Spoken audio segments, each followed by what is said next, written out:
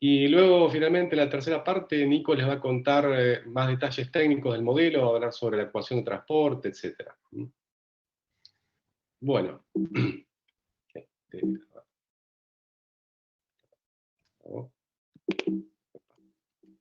creo que se trabó la pantalla un poquito ahí. Puede ser.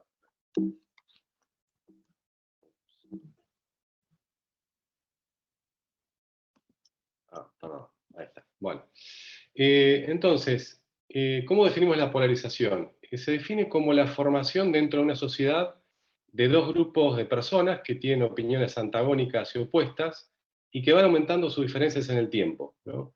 De forma tal que luego de un tiempo aparecen dos polos de opiniones opuestos y bien definidos. Esto en realidad es un fenómeno que no solamente se da en Argentina, sino que se está dando a nivel mundial, ¿no? O sea, pasó, por ejemplo, con el Brexit en Gran Bretaña, donde la sociedad se recontrapolarizó. Está pasando en Estados Unidos con los demócratas y republicanos. Se ve que los demócratas cada vez se hacen más liberales y los republicanos cada vez más conservadores, o sea, se están recontrapolarizando. Y bueno, en Argentina hay un montón de ejemplos, ustedes conocen, pero bueno, nos llamó mucho la atención el debate sobre la ley de aborto, ¿no? En el que realmente la sociedad argentina está muy polarizada. Hay gente que se ha pronunciado a favor de lo que es el aborto legal, seguro y gratuito, mucha gente en contra. Ha habido, como ustedes saben, manifestaciones en el Congreso. También hubo marchas multitudinarias en todo el país, en diferentes ciudades del país. Pero a nosotros tres nos gustaba hacer algo, o encontrar algo más cuantitativo, digamos, ¿no? Entonces encontramos esta encuesta que realizó la Universidad de San Andrés, donde sobre más de 1000 personas, ¿no? Fue la encuesta, donde se les hizo la siguiente pregunta, ¿no? ¿Podría decirnos cuán de acuerdo o en desacuerdo está con el proyecto de ley que garantice un aborto legal, seguro y gratuito? Entonces, lo que pasó fue que el 94% de los encuestados se alinearon en una de estas cuatro alternativas que ven a la izquierda, que es estar o muy de acuerdo con la ley de aborto, algo de acuerdo, algo en desacuerdo o muy en desacuerdo. Y solamente el 6% dijo no sabe, no contesta. Entonces, cuando uno normaliza por este 94% de gente que decidió, digamos, uno tiene el plot este que armé, ¿no? Donde claramente se ve el efecto del fenómeno de la polarización. ¿Qué significa esto? Que la gran mayoría, es decir, casi un 70%, tienen opiniones extremas, ¿no? O sea, están o muy de acuerdo con la ley de aborto o muy en desacuerdo. Y solamente en el centro hay unos pequeños, o una minoría de moderados, ¿no? Otra característica de la polarización es que los moderados, estos que ven acá, digamos, el 18 y 14%, con el tiempo tienden a irse hacia los extremos, ¿saben? De forma tal de estar cada vez menos representados. O sea que la polarización en realidad no es algo fijo, sino que es un fenómeno dinámico, digamos, ¿no? Va cambiando en el tiempo. Esto lo que les muestro es una foto, posiblemente vaya cambiando día tras día. Y una tercera cosa que caracteriza la polarización es que los porcentajes a favor y en contra son muy parecidos, es decir, que está muy, muy balanceada la cosa, ¿no?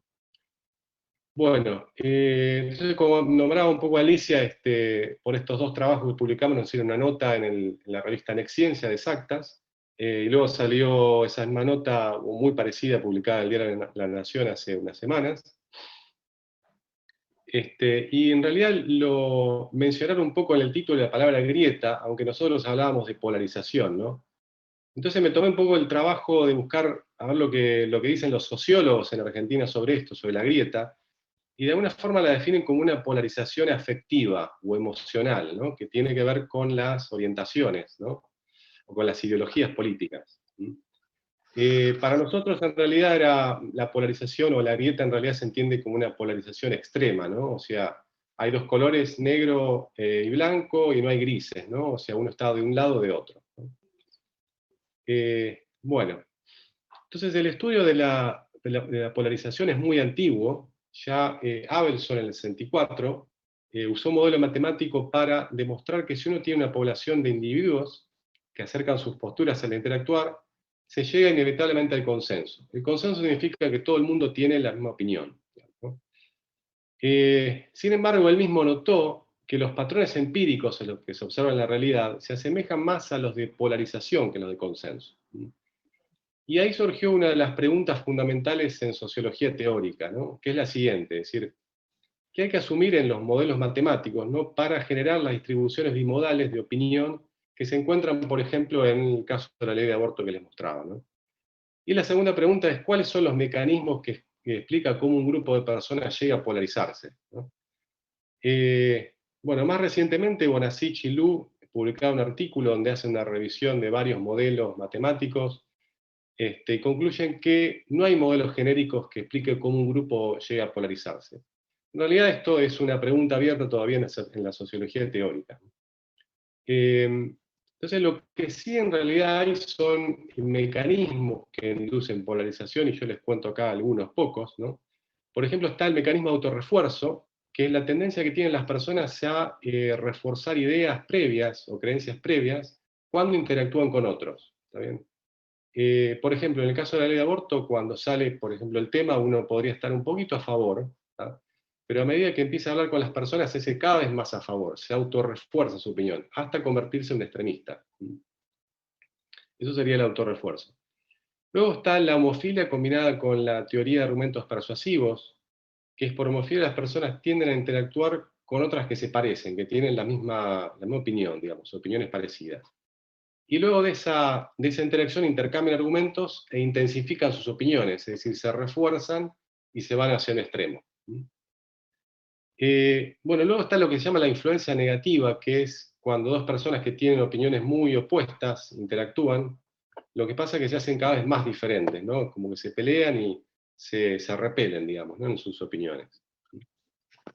Y por último está lo que se llama el sesgo de confirmación, que se está usando muy a menudo, en sociología, en psicología social, y es la tendencia que tienen las personas a favorecer, buscar, interpretar y recordar información que confirma las creencias previas, ¿está bien? Y de alguna forma desestima lo que va en contra.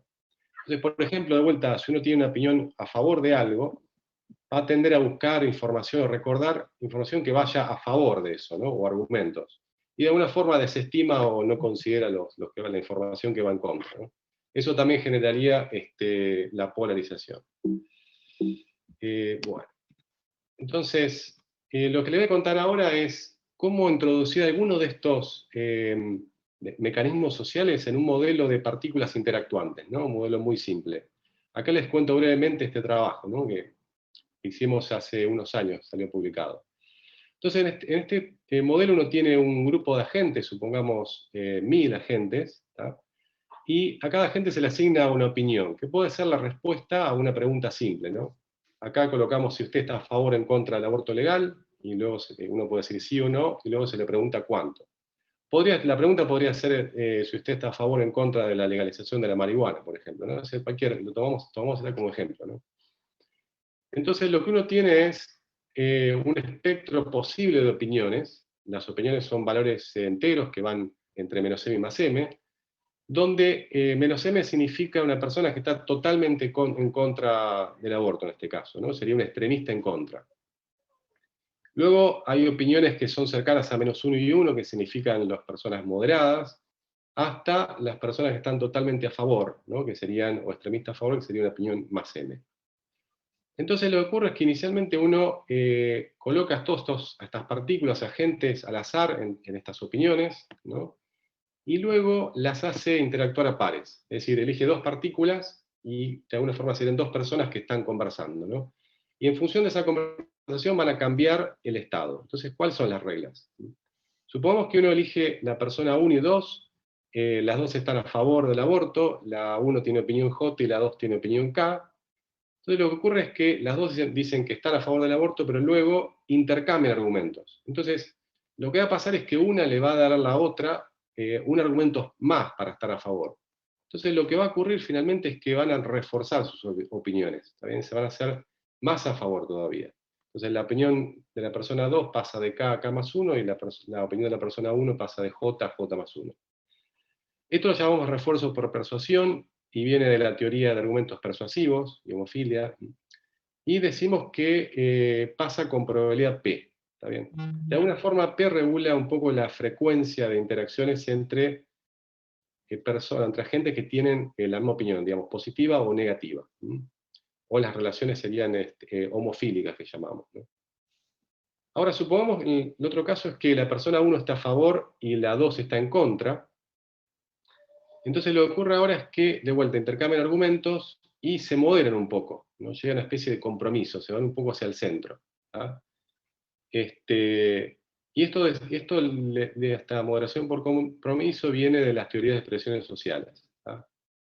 Decimos que no siempre pasa, sino que pasa con probabilidad de compromiso Q, y de alguna forma Q regula un poco las interacciones heterofílicas, ¿no? Que serían, como ven acá, entre dos personas que tienen, digamos, opiniones opuestas, ¿no? De signos opuestos.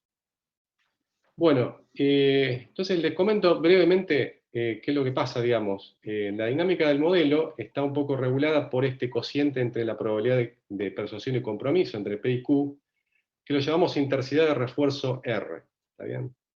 Entonces lo que le voy a mostrar simplemente es dos animaciones de cómo evoluciona la dinámica. Es una dinámica estocástica, ¿no? Es una realización de la dinámica.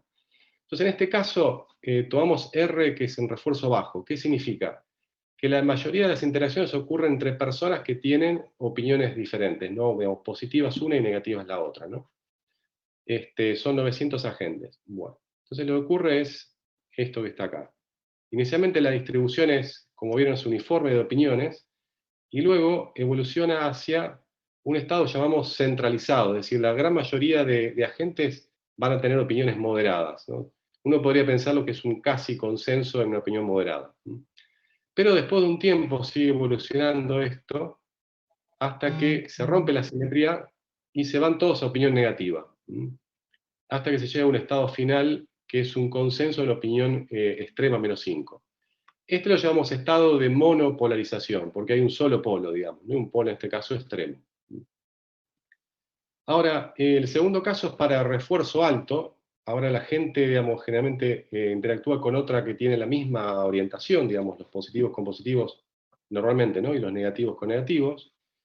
Y lo que va a ocurrir es justamente la bipolarización. Si se forman, como ven, dos polos bien definidos, ¿tá?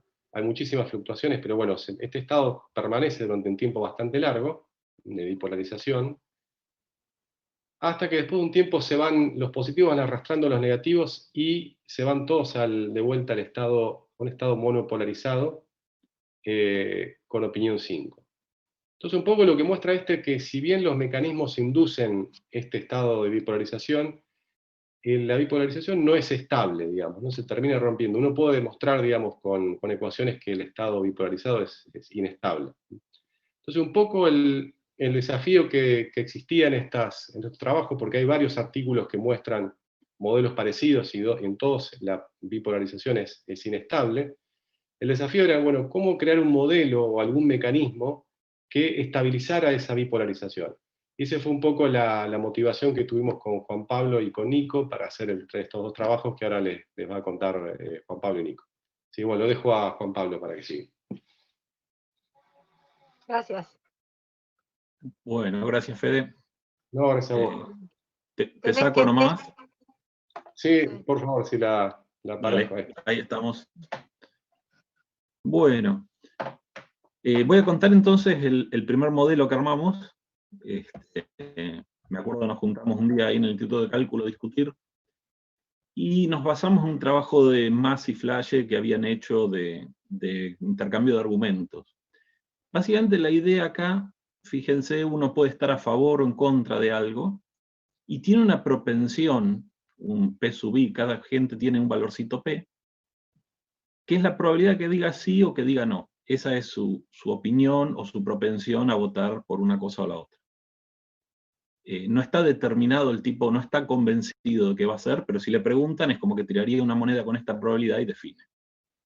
Claramente está más cerca del no que del sí. Pero entonces, ¿qué hace? Elige otro agente al azar, J. J tiene otro valor, su propensión es diferente, interactúan y en base a eso se va a mover. Digamos, ¿cómo va a ser esto de la interacción? Bueno, depende de lo que el otro le diga, de alguna manera va a tomar la decisión de acercarse o de alejarse. Y lo que decidimos hacer fue que se moviera una cantidad h fija. Este h va a ser un parámetro del modelo que en realidad vamos a ver que no afecta tanto como uno esperaría, y eso permite incluso tomar el límite después a H0 y seguir. O sea que no es un parámetro realmente muy, muy importante. Pero tiene algunas consecuencias, matemáticamente hablando.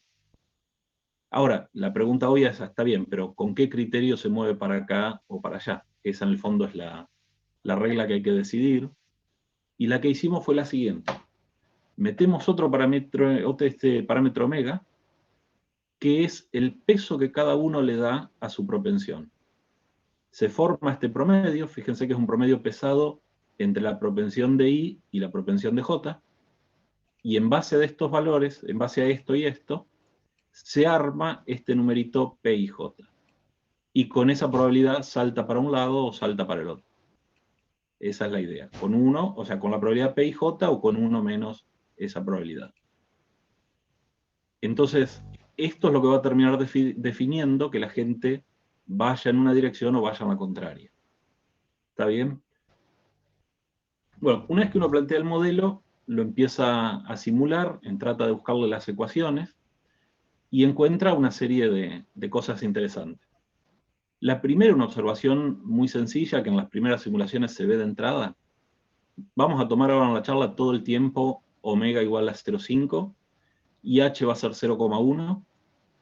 Es que los agentes, en realidad, cuando llegan al borde, empiezan a rebotar y se mueven por los múltiplos del 0,1. O sea, alguien que estaba en un número diferente de estos, de 0,1, 0,2, 0,3, cuando llega al 0 no le queda otra que ir por 0,1, por 0,2, por 0,3, y lo mismo desde la otra punta. O sea que muy rápido se ordenan en finitos estados, que los vamos a llamar estos de acá, h por k, donde el valor de k se mueve entre 0 y s. Y el s va a ser 1 sobre este h. O sea que el desastre de probabilidades que había en 0,1 se vuelve finito de golpe en función del h. No hay tantas opciones. Si definimos como nk la proporción de agentes que hay en cada estado, en cada múltiplo de h, vamos a tener la propensión media, que es simplemente esto, ¿no? El valor promedio en base a cuántos agentes hay en cada estado. Y esto nos va a definir gran parte de la dinámica. Cómo se van a comportar los agentes depende de este m, de la siguiente manera. Uno puede encontrar un sistema de ecuaciones ordinarias que dice cómo se mueven los que están en el estado 0, en el 1, hasta el estado S. Fíjense en un estado de estos del medio, que está este número acá. Los que están en el estado késimo se mueven todos para izquierda o para derecha en el fondo, cada vez que interactúan. No se quedan en el lugar. Sin embargo, los que están en el 0 se mueven con una probabilidad no más, que es menor que 1, y lo mismo los que están en el S. Hay una simetría en los bordes respecto a los estados del centro. Y después, bueno, esto simplemente lo que dice es que la población que vive en NK aumenta con los que vienen de K-1 o aumenta con los que vienen de NK más 1. Simplemente es hacer las cuentas y quedan este sistemita de ecuaciones. Es un sistema medio feo cuando uno lo ve, pero no es tan tremendo. La primera pregunta es, bueno, ¿existirán estados de equilibrio? ¿La gente acá se quedará quieta en algún valor? Bueno, sí. La que es más o menos obvia es el estado de consenso, que todo el mundo, por ejemplo, en todos los estados 0, 1 hasta S-1 no haya nadie y estén todos en el 1, o la otra simétrica, que están todos en el estado 0 y todos los demás no hay nadie. Si uno plantea la ecuación, reemplaza el 0, claramente ve que sí, que esto funciona. Acá hay un 1 nada más, que podría ser un problema, y acá hay otro. Pero si uno se fija, como están todos en el 1, la opinión, como están todos en el 1, el m va a valer 1, entonces queda 0 este factor. Y cuando h por s también vale 1 ese producto, así que cuando uno distribuye dan todos 0. O sea que efectivamente, consenso en 0 o consenso en 1 es un equilibrio. Y es el único equilibrio de consenso. No pueden estar todos, por ejemplo, en el tercero. Mirando con cuidado esta cuenta, el mismo tipo de cuentas, uno ve que eso no puede pasar. La segunda cuestión es si habrá otra solución con los agentes repartidos por todos lados. Acá, si uno reemplaza n0 como una constante, en la primera ecuación para n0, igualándola a 0 a la derivada, encuentra que puede despejar N1 en función de N0. Y en función de M, que M depende de todo, ¿no? Pero en principio ya tendríamos N1 en función de N0 y de M. Y uno sigue así, el N2 se va a despejar en función de N1 y de N0, que es decir, todo en función de N0, y todo nos va a quedar en función de la constante inicial que pusimos y de M. Pero M se calcula una vez que tenemos todos los valores, porque M es el promedio de las opiniones, de las propensiones, y el N0 por último se termina despejando porque el total de la población tiene que sumar 1. ¿Está bien? O sea, la proporción que hay en cada estado tiene que sumar 1. Así que los dos parámetros se los puede conseguir, iba a decir sin mucho esfuerzo, pero Federico tuvo que pasar por estas funciones para encontrarlos. Uno define estas G sub K un medio, que son estos cocientes, y después eso da gratis quién es el N0 con esta forma, y los NK son estas G sub K por el N0. O sea, se las puede resolver explícita, tiene una expresión bastante razonable. Y si miran acá, la solución esa, la teórica que estamos mostrando, son la parte que está en rosa, son estos valores que están ahí, y en azul está una simulación con 1.000.000 de agentes a tiempo 60. O sea, lo puso Fede a correr a esto, y al tiempo 60, para M igual 1 medio y omega igual 1 medio, se estabilizó muy cerca de la solución teórica de equilibrio. La pregunta obvia que viene acá es si esto efectivamente es un equilibrio. Y para eso, lo mejor que uno puede mostrar es, no sé si están viendo ahora, un videíto, ¿sí? Sí. Perfecto. Fíjense, esta está hecha solo con 10.000 agentes, a tiempo cero están distribuidos uniformemente en el intervalo. Uno lo prende, y ya me pasé porque es muy rápido esto, muy rápido, los agentes se polarizan. Si lo dejo, ¿ven? Se forma una distribución como la que decíamos teóricamente. Levanta acá las dos puntas y baja en el medio. Pero si uno lo deja, que siga evolucionando, se empieza a romper la simetría, una de las puntas empieza a ganar, empieza a arrastrar a los otros. Es muy parecido al video anterior que mostró, con una dinámica completamente distinta, y al final terminan yéndose todos a una punta. Desaparecen los que estaban en las posiciones intermedias y se dejan de polarizarse. Llegan al consenso en una de las dos puntas. En el paper tenemos este gráfico que representa básicamente eso. No voy a entrar en los detalles, pero digamos, van convergiendo al valor de equilibrio y de golpe se van a cero todas los estados posibles, salvo uno que dispara y se va uno. Eso es un poco el gráfico que uno puede ver. Y es medio molesto, porque cuando uno ve esto dice, pero casi teníamos polarización, llegamos a estar 2-3 horas frente a la máquina, mirando esta parte, completamente estacionado el sistema, y de golpe una gente iba y cruzaba de una punta a la otra, y cuando uno hace las cuentas finas, resulta que la matriz tiene S menos 1 autovalores negativos que te llevan a este equilibrio polarizado, y un solo autovalor positivo que te saca muy despacito, tarda mucho y te lleva afuera. Te lleva a una de las dos puntas, depende de cómo empezaste. Es así. Lamentablemente, perdimos la chance de tener un estado polarizado y estable. Aunque en el tiempo se estaciona, ya les digo, tiempos larguísimos. Con lo cual, bueno, la pregunta es, ¿pero hay una forma de salir de esto o estamos forzados a llegar al consenso siempre? Estamos viendo demasiada polarización, hasta con el criterio de la cuarentena, si quieren, y sin embargo todas las simulaciones dicen consenso. Algo raro habrá. Y nos quedaba pendiente mirar el caso no lineal, porque ahí Fede tenía algunas simulaciones que no estaban tan buenas, la cosa era medio extraña. Y el caso no lineal es muy parecido al anterior, toda la dinámica es la misma, los tipos tienen una propensión acá, cuando interactúan, refuerzan con este omega su propia opinión, o sea que si omega es un medio, quiere decir que lo escuchan al otro bastante bien, si omega fuera 1, lo ignoran al otro por completo.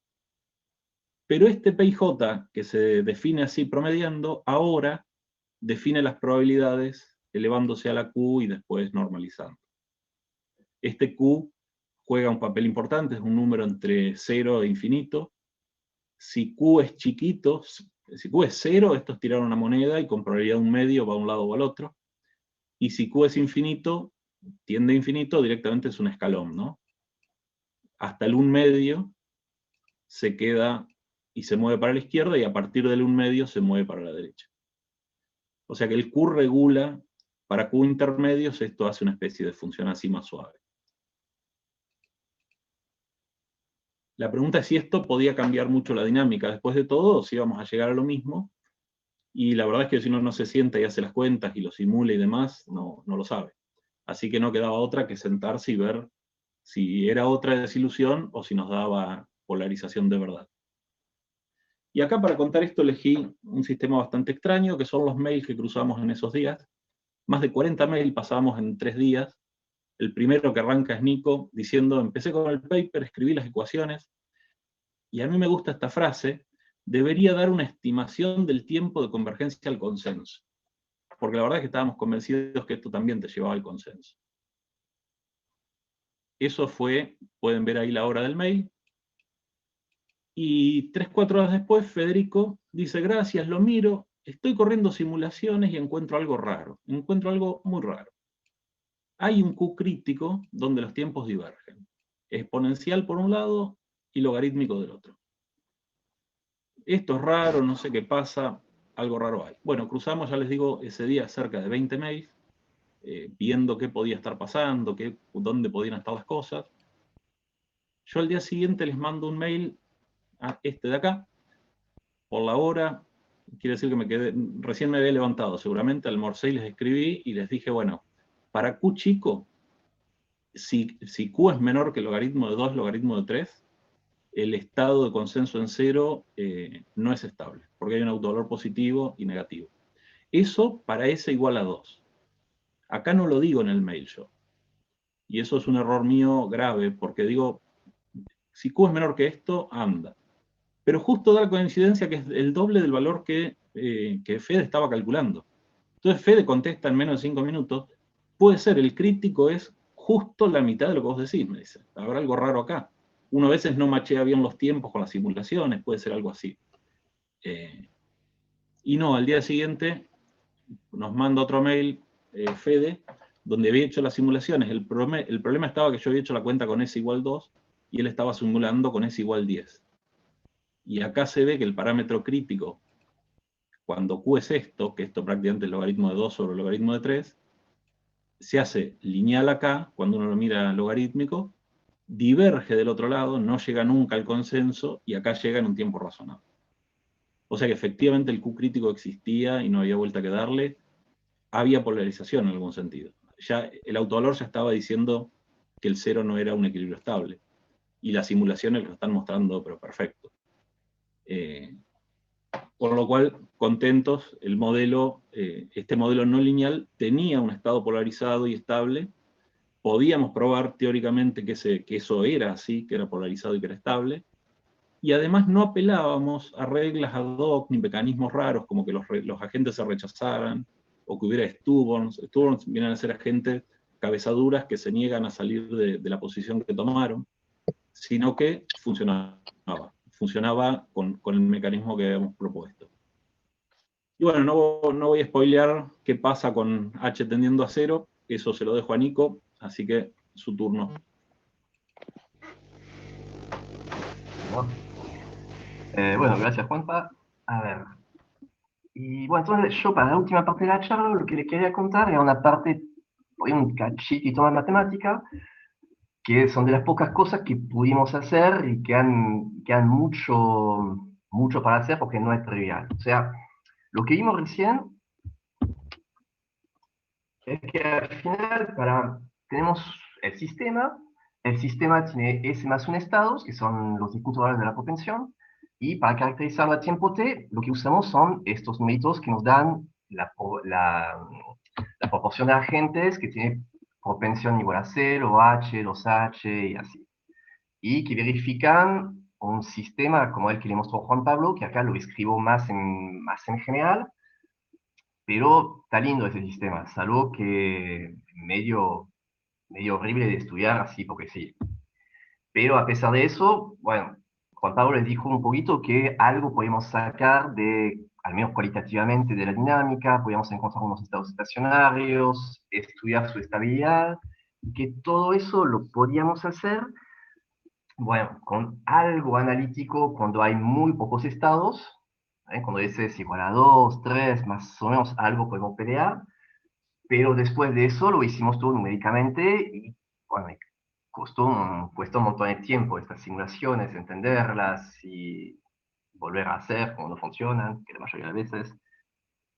Y entonces la pregunta era a ver si, bueno, si por casualidad cuando mandamos el S, la cantidad de estados a infinito, o sea, cuando el paso H entre un valor de propensión y el valor siguiente tiende a cero, a ver si no habría forma de llegar a alguna ecuación que condense un poco todo ese sistema horrible en una sola ecuación y que al menos nos permita tener una idea un poquito más, o sea, sacar información más fácil de la dinámica del sistema. Algo al menos.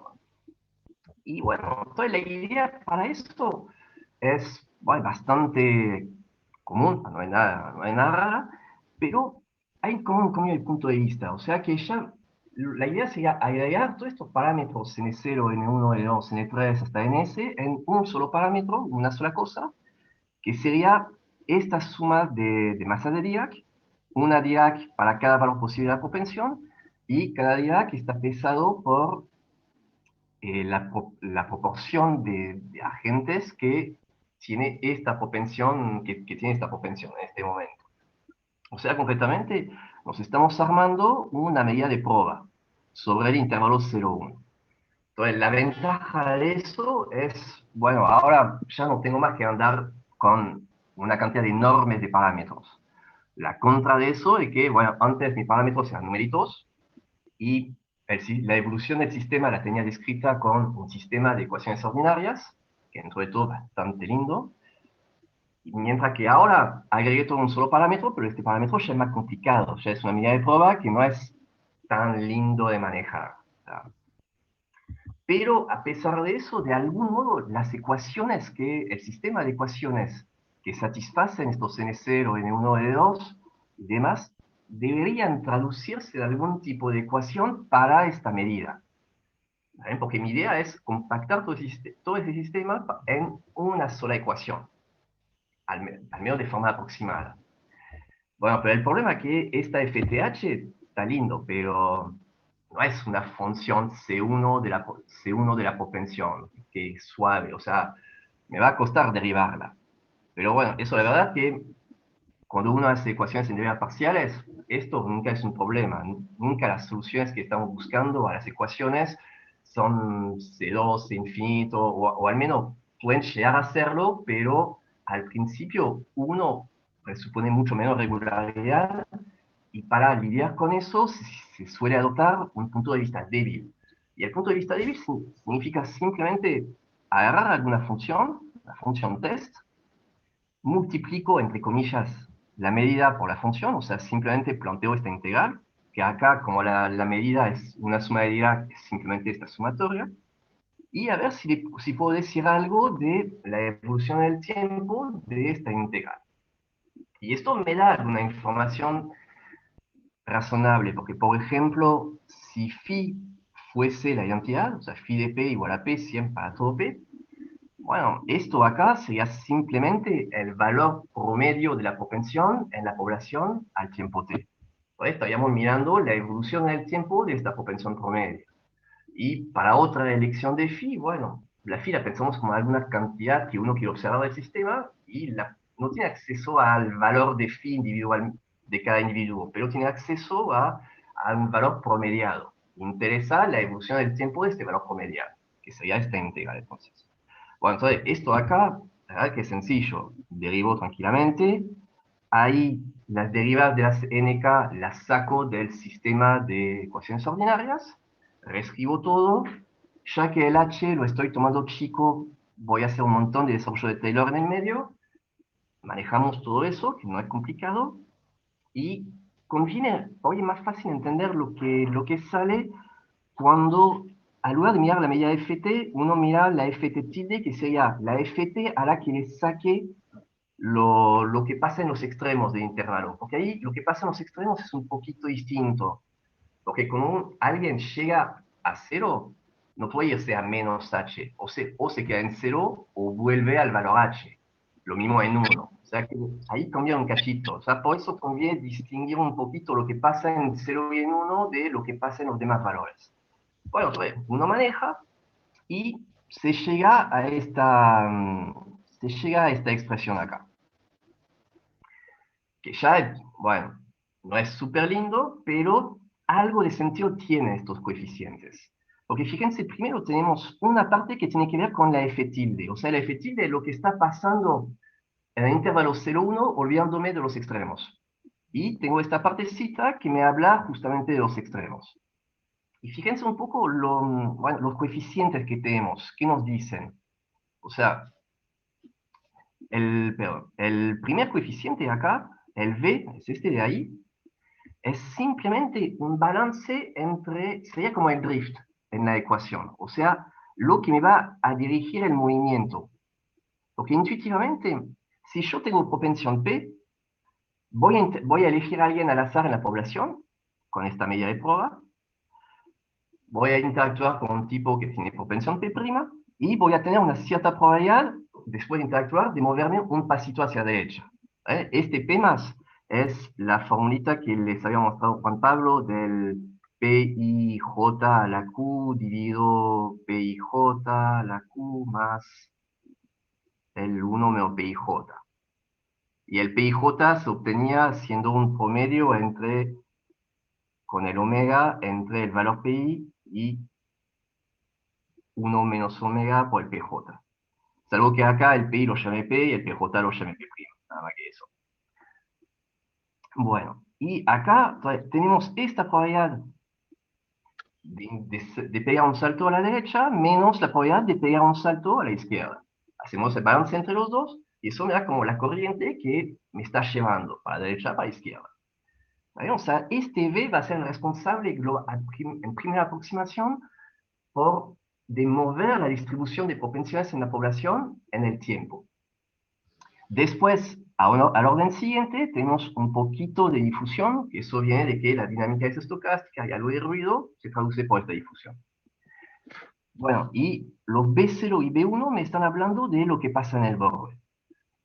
Y acá el B0, fíjense, también tiene una interpretación sencilla. Es simplemente la probabilidad de que un agente que tiene propensión 0, al interactuar con alguien, pegue un salto a la derecha. O sea, vuelva a entrar en el intervalo 0,1.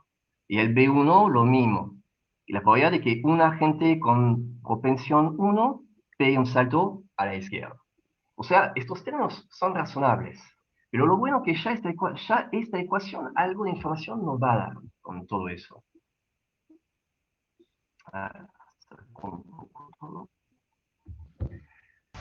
Bueno, primero, si la fila, tengo libertad para elegirla. O sea que si yo la eligiera de manera a preocuparme por lo que pasa únicamente alrededor del valor KH de propensión, o sea, la elijo de esta manera, esta ecuación que vimos recién me daría exactamente la ecuación del sistema de ecuaciones de principio para NK. Me lo daría hasta el orden H.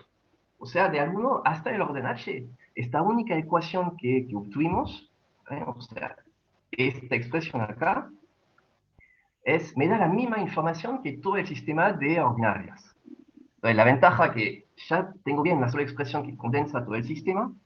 La contra es que, bueno, antes teníamos un sistema de ordinarias, mientras que ahora tengo la formulación de Wien, una ecuación de vías parciales. Ahora, para ver esta ecuación un poco más clarito, lo que podríamos hacer sería mandar el paso H a 0, formalmente. O sea, todos los términos en H los tiro. Entonces, tenemos el drift acá y los términos B0 y B1 que me hablan de qué hacen los agentes en el borde. Y ahí se ve bien que toda la dinámica va a resultar del balance entre todos los aspectos. El drift que me mueve las cosas adentro del intervalo y estos términos como de comillas, de rebote en los intervalos, en los extremos, perdón.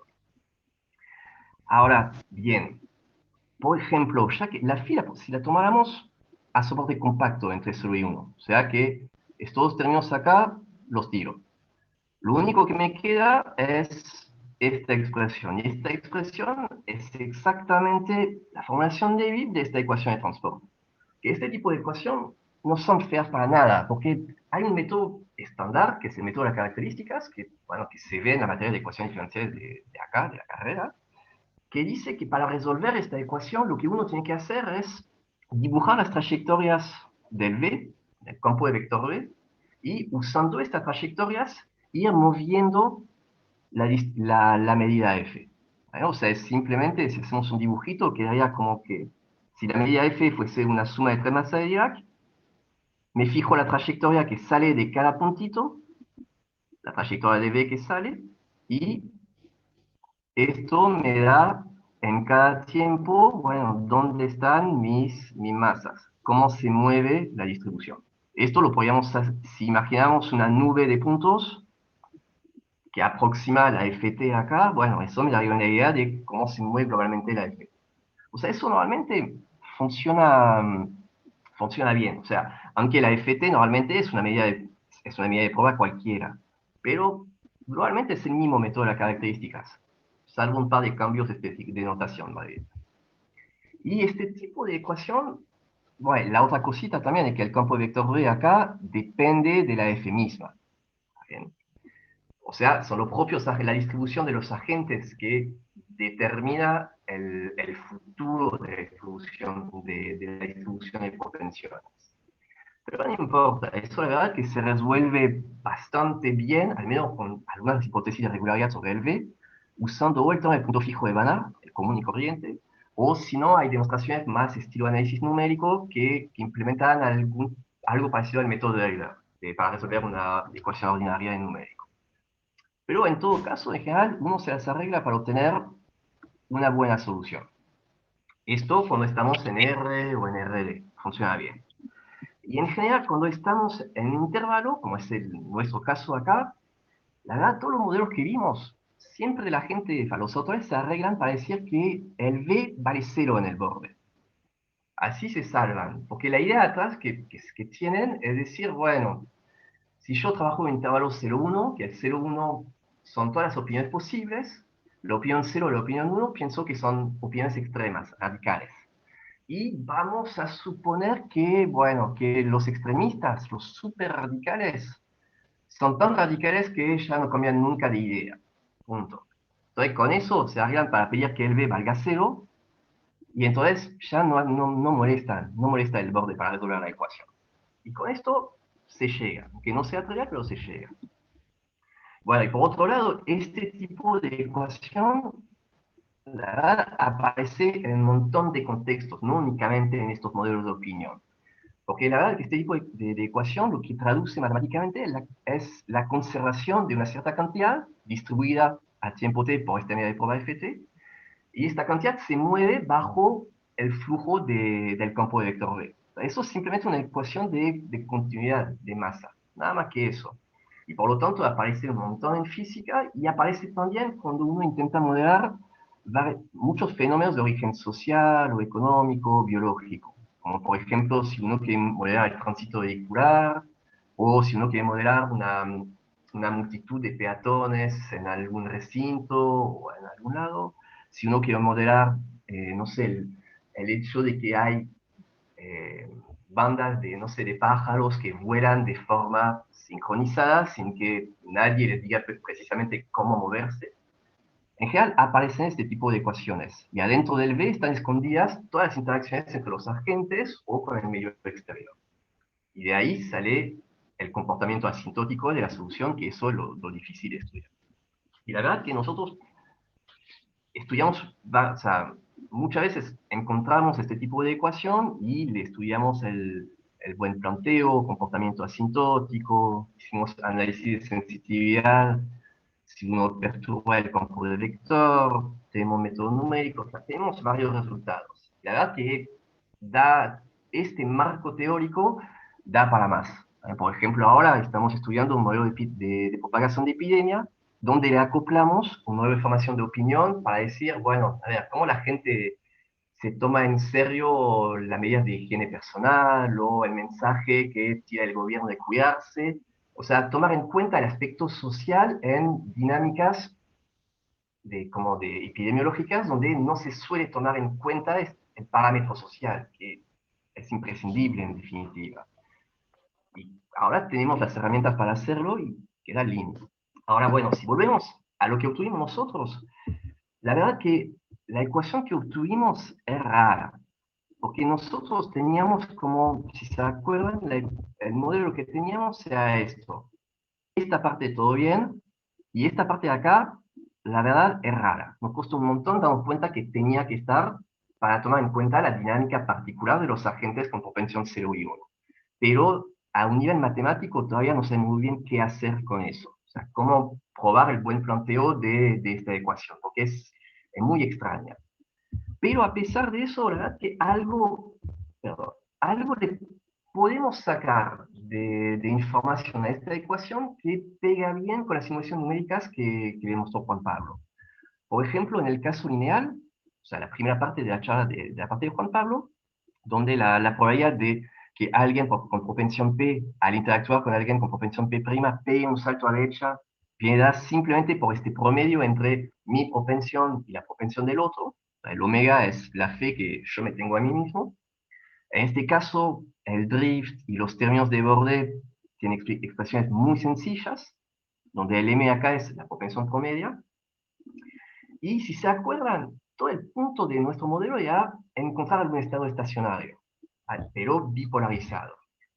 Y numéricamente vimos que realmente tenemos un estado bipolarizado. Acá son algunas de las simulaciones que hicimos. A ver, el gráfico grande son el estado bipolarizado para distintos valores de omega. O sea, más cerca del 1 está el omega, más bipolarizado está el sistema.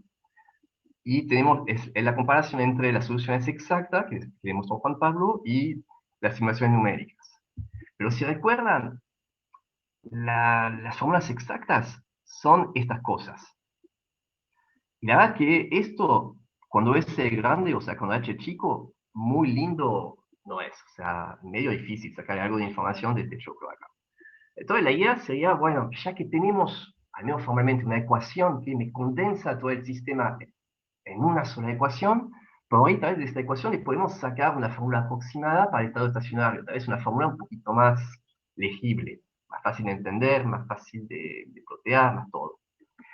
Y da bien, o sea que buscamos una solución que sea de esta forma, dos masas de día que los extremos, o que sabemos que los extremos tienen un papel particular, y la parte en el medio. Esta parte en el medio la buscamos a priori suave porque sabemos que hay una difusión que debería suavizar las cosas. Entonces, usando la ecuación que obtuvimos, nos sale algo muy sencillo. Para la F tilde, para la parte en el medio, que me habla de cómo se distribuyen las propensiones entre 0 y 1, tenemos una ecuación ordinaria muy fácil de resolver. El M sabemos que más o menos tiene que ser un medio, porque buscamos algo simétrico.